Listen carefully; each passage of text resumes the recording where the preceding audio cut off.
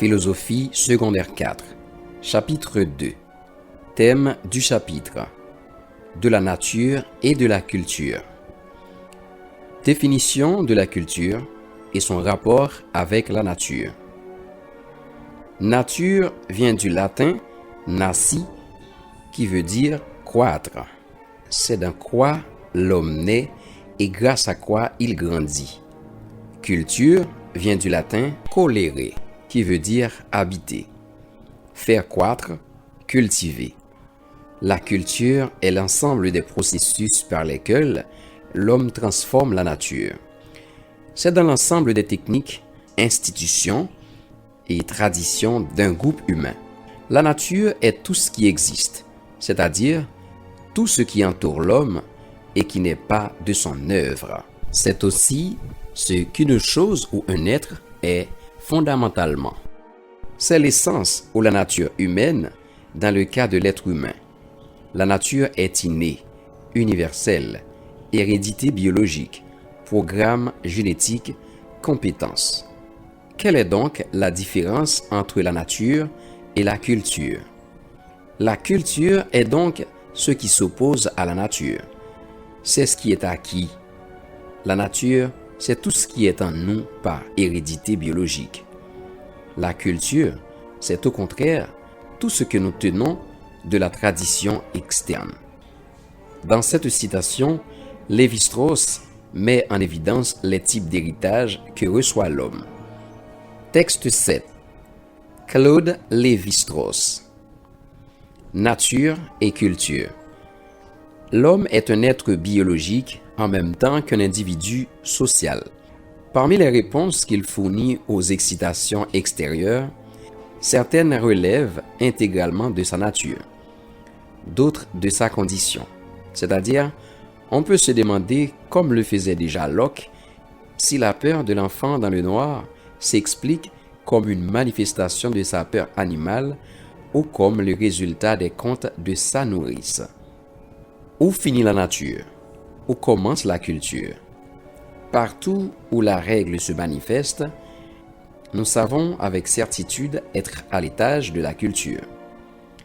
Symétriquement, il est aisé de connaître dans l'universel le critère de la nature, car ce qui est constant chez les hommes échappe nécessairement au domaine des coutumes, des techniques et des institutions par lesquelles les groupes se différencient et s'opposent. Posons donc que tout ce qui est universel chez l'homme relève de l'ordre de la nature et se caractérise par la spontanéité, que tout ce qui est astreint à une norme appartient à la culture et présente les attributs du relatif et du particulier. Nous nous trouvons alors confrontés avec un fait, ou plutôt un ensemble des faits, qui n'est pas loin, à la lumière des définitions précédentes, d'apparaître comme un scandale. Nous voulons dire cet ensemble complexe de croyances, de coutumes, de stipulations et d'institutions que l'on désigne sommairement sous le nom de prohibition de l'inceste. Car la prohibition de l'inceste présente, sans la moindre équivoque et indissolublement réunie, les deux caractères où nous avons reconnu les attributs contradictoires de deux ordres exclusifs. Elle constitue une règle, mais une règle qui, seule entre toutes les règles sociales, a en même temps un caractère d'universalité. Que la prohibition de l'inceste constitue une règle n'a guère besoin d'être démontré.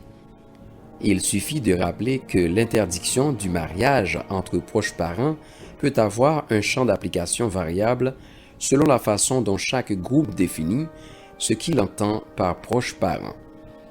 Mais que cette interdiction, sanctionnée par des pénalités sans doute variables, et pouvant aller de l'exécution immédiate des coupables à la réprobation diffuse, parfois seulement à la moquerie, est toujours présente dans n'importe quel groupe social. C.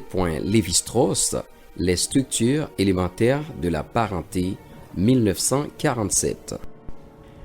Question de réflexion.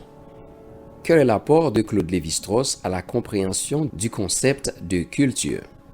Texte 9 de Sigmund Freud. C'est précisément à cause de ces dangers dont la nature nous menace que nous nous sommes rapprochés et avons créé la civilisation qui, entre autres raisons d'être, doit nous permettre de vivre en commun. À la vérité, la tâche principale de la civilisation, sa raison d'être essentielle, est de nous protéger contre la nature. On le sait, elle s'acquitte sur bien des chapitres, déjà fort bien de cette tâche, et plus tard, elle s'en acquittera évidemment un jour encore bien mieux. Mais personne ne nourrit l'illusion que la nature soit déjà domptée, et bien peu ose espérer qu'elle soit un jour tout entier soumise à l'homme. Voici les éléments qui semblent se moquer de tout joug que chercherait à leur imposer l'homme. La terre, qui tremble, qui se fend, qui engloutit l'homme et son œuvre. L'eau qui se soulève et inonde et noie toute chose. La tempête, qui emporte tout devant soi.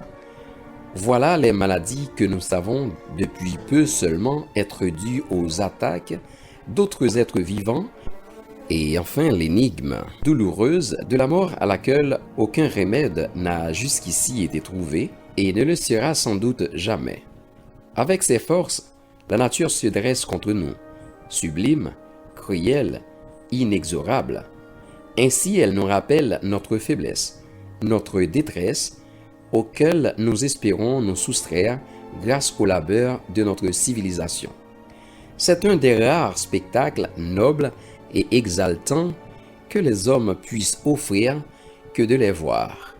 En présence d'une catastrophe due aux éléments, oublier leurs dissensions, les querelles et animosités qui les divisent pour se souvenir de leur grande tâche commune, le maintien de l'humanité face aux forces supérieures de la nature. Freud. Question de réflexion. 1. En quel sens la nature peut-elle être à la fois sublime et cruelle? 2. Pourquoi la lutte contre les catastrophes est-elle qualifiée par Freud de spectacle noble et exaltant? 3. La tâche principale de la civilisation est-elle de nous protéger contre la nature? Texte 10. Douillon. Identité culturelle de l'haïtien.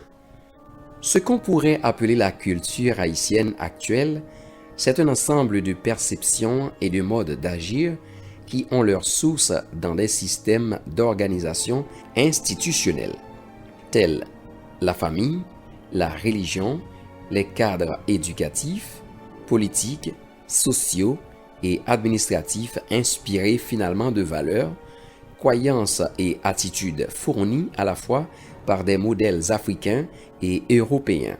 Les Haïtiens d'aujourd'hui sont des descendants des petits-fils d'esclaves noirs ramenés de force de l'Amérique par la traite qui a constitué l'une des plus importantes sources de richesse et de développement industriel de la société occidentale au cours du XIIIe siècle. Ces esclaves, dans leur effort pour s'intégrer au nouveau milieu, se sont conformés à des modèles nouveaux apportés à Saint-Domingue, ancien nom d'Haïti, par leurs maîtres européens. Il en est résulté un syncrétisme qui s'est enrichi à la longue des apports additionnels du milieu géographique et climatique, de même que des changements nés de l'immigration extérieure, du tourisme international et des effets des masses médias. Quoi qu'il en soit, ce syncrétisme offre un aspect différent selon le domaine d'activité où il se manifeste. Tantôt, les éléments africains y sont prédominants, dans le cas de l'organisation familiale, de la religion, des grandes manifestations de la vie sociale. Tantôt, les influences européennes y sont plus décisives. Dans le cas, par exemple, de la formation éducative, du système administratif, politique et juridique, tantôt les deux apports sont d'un poids égal. Dans le cas de la langue, par exemple, où la structure et le vocabulaire s'inspirent de modèles à la fois africains et européens. Selon les circonstances, l'haïtien cherche à préserver l'un ou l'autre de ces multiples aspects de son identité et à agir conformément à l'un ou à l'autre. Extrait de la présentation du Dr C. Douillon au cours d'été du CHISS. Synthèse. Tous les actes, tous les événements, même les plus élémentaires et les plus naturels de l'être humain, comme naître, se nourrir, dormir, mourir, sont toujours accompagnés de rites, de cérémonies, de règles et de choix non biologiquement déterminés. Par exemple, il faut manger pour vivre. C'est un déterminisme biologique.